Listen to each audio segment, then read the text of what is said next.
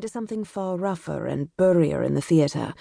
I hadn't drawn any conclusions yet, though I'd been tempted to. If nothing else, I'd learned my lesson about theorizing in advance of having all the facts. It was tempting, though, to wonder why Anwen looked so taken aback as she walked into my flat. Watson, in his previous accounts of our adventures, has fussed about the strangeness of my previous living quarters. As they were my quarters that I had arranged how I pleased, I can't comment on their eccentricities. Plenty of people collect spoons of all things. Why on earth am I not allowed to collect skulls? Really, the space I shared with Leander was quite standard.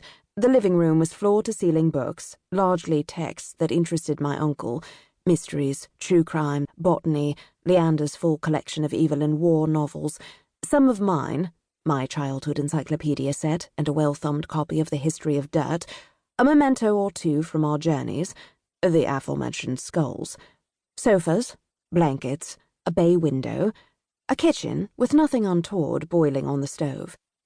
I had boiled a pair of socks that past weekend for an experiment, but she could hardly know. "This is all yours?"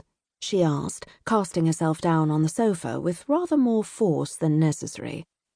In the few steps it took to join her, I had completely rewritten my persona to suit her comment. "It's my uncle's," I said with a bit of an eye roll. "He's richer than God and never here, which works out just fine for me. This place is like a weird old man palace." There was an expected response to that statement. Or, "Did your parents make you stay with him?" or some other opening into a conversation about how, while my uncle was wealthy, I was not, which was, at this point in my life, true. Anwen would be able to laugh off her discomfort at my social class, and— "Oh," Anwen said, twisting a red curl around her finger. Her face had gone blank again. "Don't be self-conscious about it. You should see Rupert's ancestral home. It goes on forever, and even though his family's massive, you can wander it for days and see no one. No, I was wondering if you lived here with Jamie." I raised an eyebrow. "We've been dating for a long time, but we aren't there yet." "No? I thought you were serious." She smiled. "It sucks that you have to live with your uncle. I always thought that was the best part of graduating, that you got to be on your own." Since when was Anwen running this interrogation?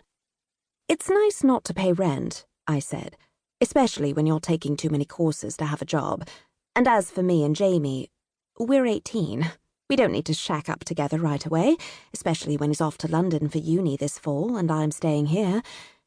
Anything else you need an answer for? I could go change my clothes if they're not to your taste." Her eyes widened almost imperceptibly, and too late I realized what I'd done. Fallen directly into one of my customary traps. Find someone's sore spot and press down hard enough, and they'll reveal far more than they ever intended.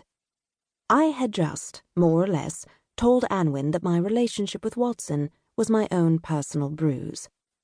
"I suppose this means you're living with Theo?" I went on, a bit desperately. "The two of you seemed friendly last night." "I told you, he has a boyfriend," she said, and pulled a dog-eared copy of Hamlet from her bag. "We all live in the same stairwell, but we aren't dating." She was attempting, again, to rile me up. "Oh, I'd gotten the impression that something else was going on," I said. "No, just a friend." Her voice was calm. She was, in fact, far more composed than I was, sitting on Leander's sofa, velvet, grey, vastly impractical, with her tattered paperback on her knees. I felt silly suddenly for thinking even momentarily that this girl had wanted to be my friend. Anwen was playing her own game, and it wouldn't end with the two of us online shopping until 4 a.m. while drinking tea.